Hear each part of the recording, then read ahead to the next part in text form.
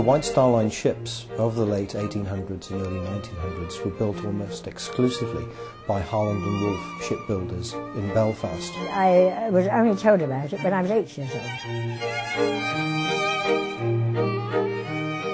Grandfather was, like most other stewards, would have busied himself on the ship, getting everything ready for the maiden voyage. We were in bed, and my parents heard a crash, and my father said I would go up on deck and see what has happened. He came back and said apparently the ship had struck an iceberg, get the children out of bed and on deck as quickly as possible. Because I'm so small, they couldn't hold me, so they put me in a bag. But the effects of the disaster turned his hair completely white. We eventually landed just by the expansion joint on the Titanic.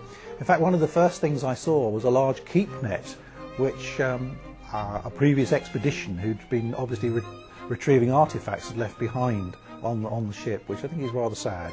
I think there is a saying, you know, take nothing but photographs, leave nothing but goodwill.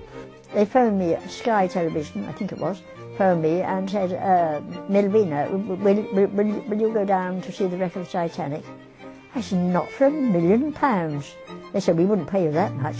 It's ironic that the White Star Line will only be remembered, really, for the tragic loss of RMS Titanic and over 1,500 lives on the night of April the 14th and early morning of April the 15th in 1912.